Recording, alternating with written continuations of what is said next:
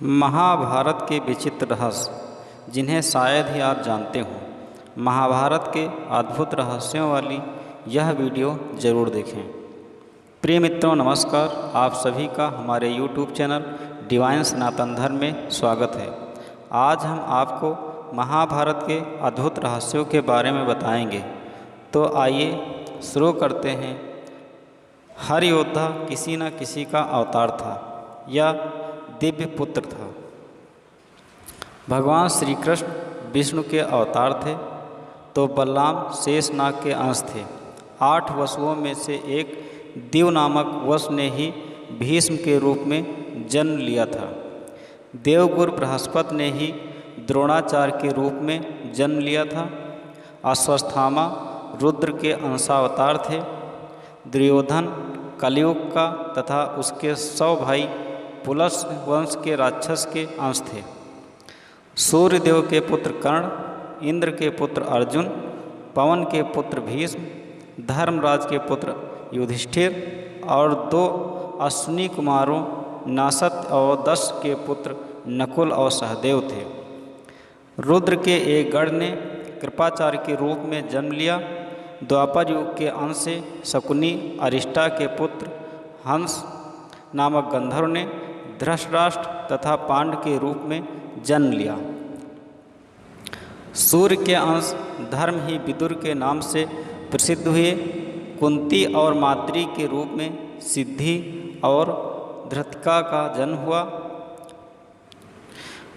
मत का जन्म राजा सुबल की पुत्री गांधारी के रूप में हुआ था। राजा भीष्मक की पुत्री रुक्मिणी के रूप में लक्ष्मी जी व द्रौपदी के रूप में इंद्राणी उत्पन्न हुई थी।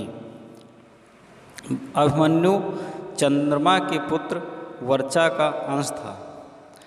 मरुतगढ़ के अंश से सात्विक, द्रुपद, कृतवर्मा व विराट का जन्म हुआ था।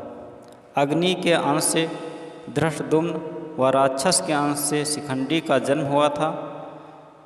विश्वदेवगढ़ द्रौपदी के 5 पुत्र प्रतिबिंद, श्रुतसोम, श्रुतकीर्त, शतानीक और श्रुतसेव के रूप में पैदा हुए थे।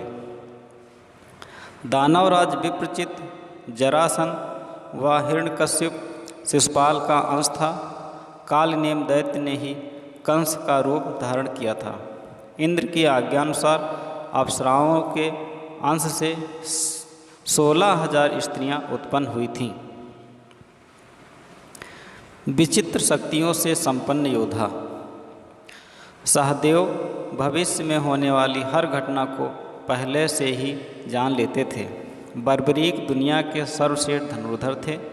बर्बरीक के लिए 3 बाण ही काफ़ी थे, जिसके बल पर वे कौरवों और पांडवों की पूरी सेना को समाप्त कर सकते थे।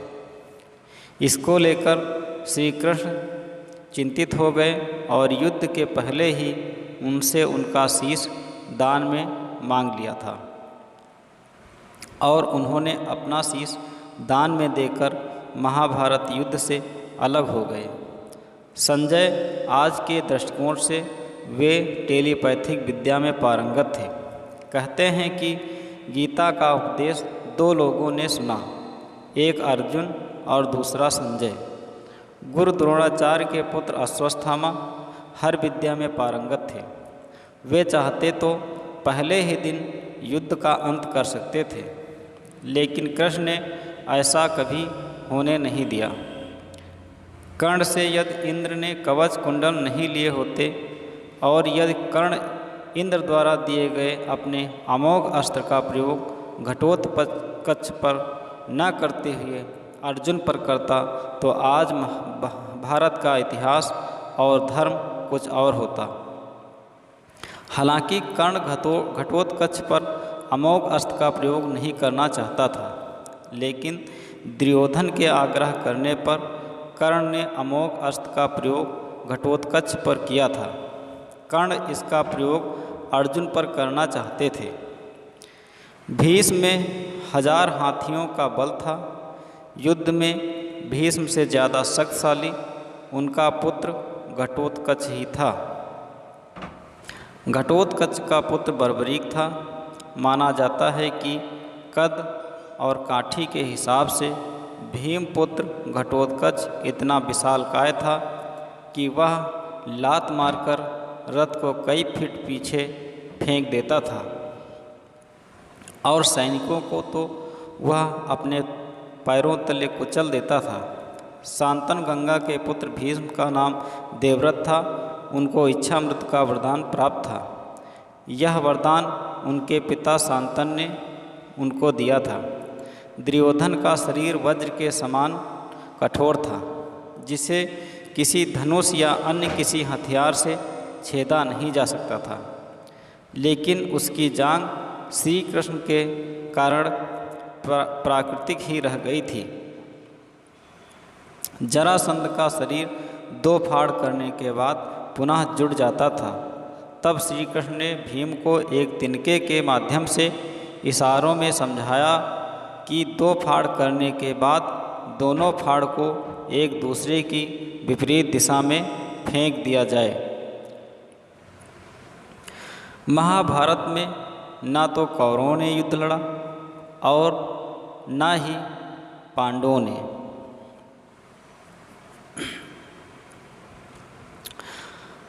आपको यह जानकर आश्चर्य होगा कि महाभारत में न तो कौरवों ने युद्ध लड़ा और ना ही पांडवों ने।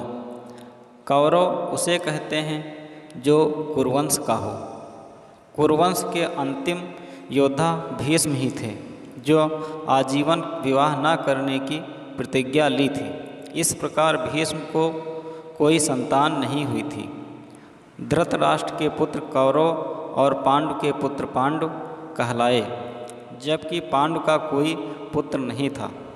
पांडु पत्नी कुंती और माद्री ने देवताओं का आवाहन किया था, जिससे उन्हें 5 पुत्र उत्पन्न हुए थे।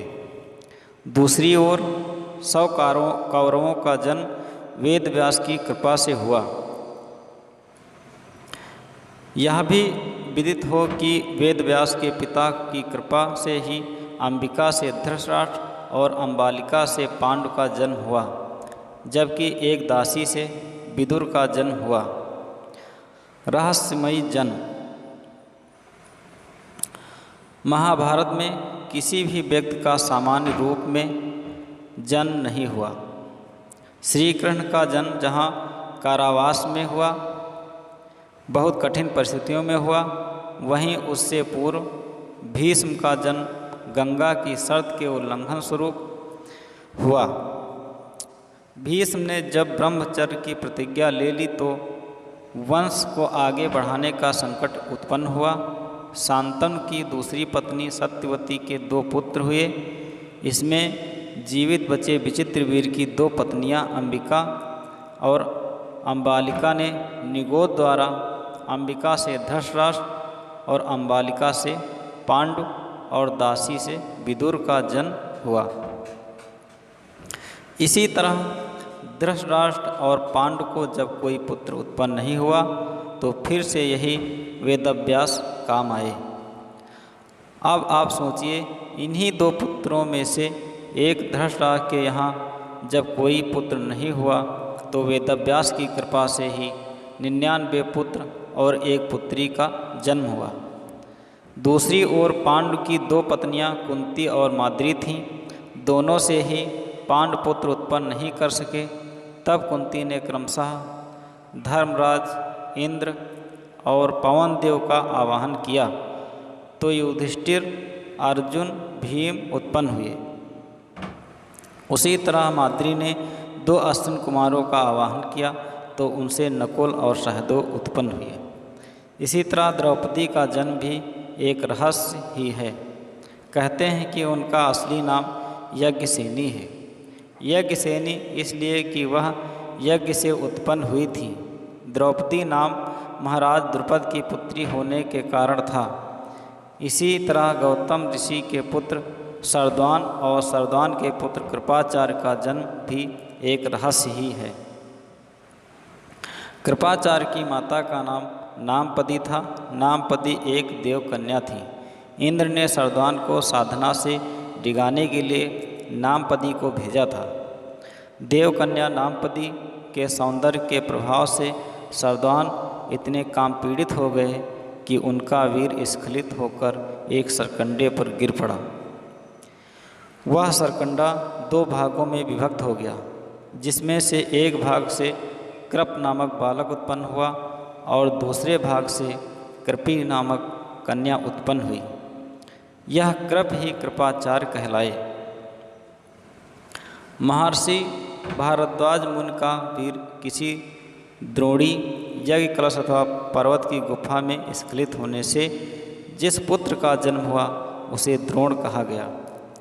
ऐसा भी उल्लेख है कि भारद्वाज ने गंगा में स्नान करती घृताची को देखा और उसे देखकर वे आसक्त हो गए, जिसके कारण उनका वीर स्खलित हो गया, जिसे उन्होंने द्रोण में रख दिया। बाद में उससे उत्पन्न बालक द्रोण कहलाया। महाभारत के ये उलझे हुए रिश्ते। महाभारत में द्रौपदी ही एकमात्र ऐसी स्त्री थी जिसने 5 पुरुषों को अपना पति बनाया था। महाभारत में भगवान श्री कृष्ण के सखा थे अर्जुन, लेकिन अर्जुन ने जब श्री कृष्ण की बहन सुभद्रा से विवाह किया तो वे उनके बहनोई भी बन गए थे।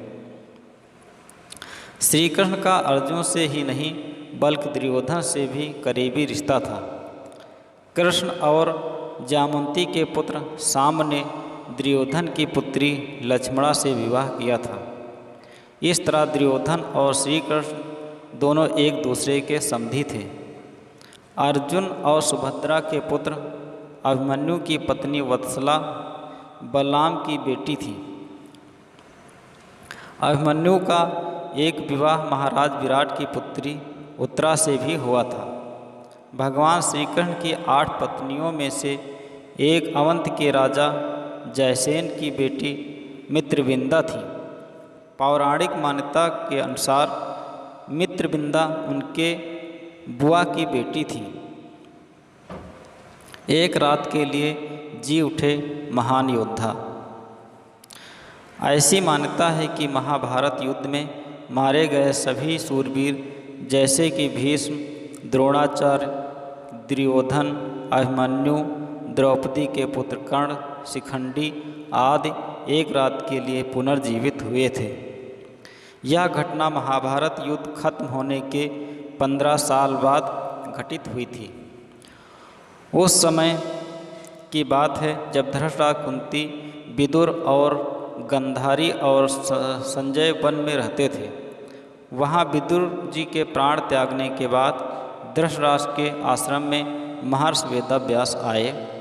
महर्षि वेदव्यास ने धृतराष्ट्र, गंधारी और कुंती से कहा कि आज मैं तुम्हें अपनी तपस्या का प्रभाव दिखाऊंगा। तुम्हारी जो इच्छा हो वह मांग लो। तब धृतराष्ट्र व गंधारी ने युद्ध में मृत अपने पुत्रों तथा कुंती ने कर्ण को देखने की इच्छा प्रकट की। द्रौपदी आदि ने कहा कि वे भी अपने परिजनों को देखना चाहते हैं। महर्षि वेदव्यास ने कहा कि ऐसा ही होगा।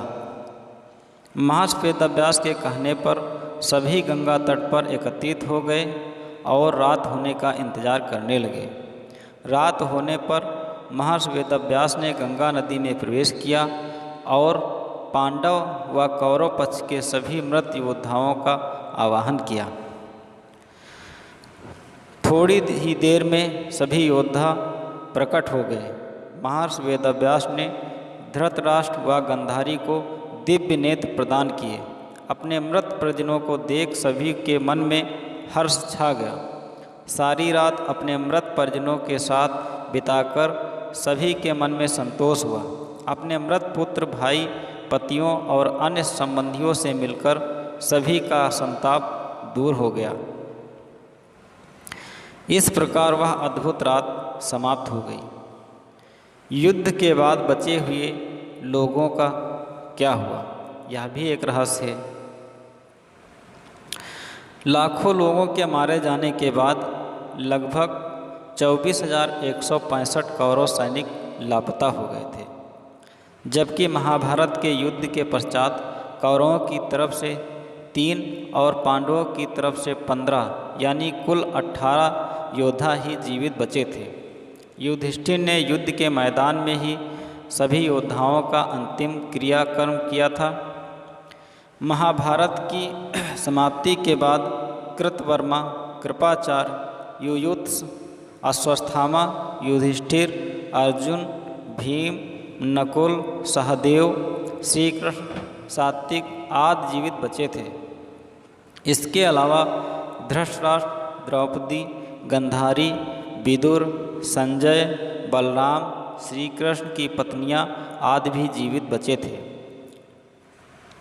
युद्ध के बाद श्राप के चलते श्री कृष्ण के कुल में भी आपसी युद्ध शुरू हुआ, जिसमें श्री कृष्ण के पुत्र आदि सभी मारे गए। बलराम ने यह देखकर समुद्र के किनारे जाकर समाधि ले ली। श्री कृष्ण को प्रभास क्षेत्र में एक बहेलिये ने पैर में तीर मार दिया, जिसे कारण बनाकर उन्होंने देह त्याग दिया। कृष्ण कुल का एकमात्र पुरुष ब्रज बचा था। धृतराष्ट्र और गंधारी ने पांडवों के साथ रहते रहते 15 साल गुजार दिए। तब एक दिन भीम ने धृतराष्ट्र व गंधारी के सामने कुछ ऐसी बातें कह दी, जिसे सुनकर उनके मन में बहुत शोक हुआ और दोनों वन चले गए। उनके साथ गंधारी, कुंती, विदुर, संजय भी वन में रहकर तप करने लगे। विदुर और संजय इनकी सेवा में लगे रहते और तपस्या किया करते थे। एक दिन युधिष्ठिर के वन में पधारने के बाद विदुर ने देह छोड़कर अपने प्राणों को युधिष्ठिर में समा दिया। फिर एक दूसरे दिन जब धृतराष्ट्र और अन्य गंगा स्नान कर आश्रम आ रहे थे, तभी वन में भयंकर आग लग गई। दुर्बलता के कारण धृतराष्ट्र, गंधारी व कुंती भागने में असमर्थ थे, इसलिए उन्होंने उसी अग्नि में प्राण त्यागने का विचार किया और वहीं एकाग्रचित्त होकर बैठ गए। इस प्रकार धृतराष्ट्र, गंधारी व कुंती ने अपने प्राणों का त्याग कर दिया। संजय ने यह बात तपस्वियों को बताई और वे स्वयं हिमालय पर तपस्या करने चले गए। धृतराष्ट्र, गंधारी व कुंती की मृत्यु का समाचार जब महल में फैला तो हाहाकार मच गया। तब देवर्षि नारद ने उन्हें धैर्य बंधाया। युधिष्ठिर ने विधिपूर्वक सभी का श्राद्ध कर्म करवाया और दान दक्षिणा देकर उनकी आत्मा की शांति के लिए संस्कार किए। अंत में युधिष्ठिर अपना राजपाट परीक्षित को सौंपकर द्रौपदी सहित अपने चारों भाइयों के साथ सशरीर स्वर्ग चले गए। स्वर्ग के मार्ग में युधिष्ठिर ही एकमात्र जीवित बचे, बाकी सभी एक एक करके गिरते गए और मरते गए। अंत में युधिष्ठिर ही जीवित ही स्वर्ग पहुँचे। तो ये थे महाभारत के अद्भुत रहस्य। मित्रों, यह वीडियो अगर आपको अच्छी लगी हो तो हमारे चैनल को लाइक और सब्सक्राइब करें। वीडियो को शेयर करना ना भूलें। यदि आपके मन में कोई प्रश्न है तो कमेंट में ज़रूर लिखें। फिर मिलेंगे एक नई वीडियो के साथ। धन्यवाद। जय श्री कृष्ण। राधे राधे। जय श्री कृष्ण। राधे राधे।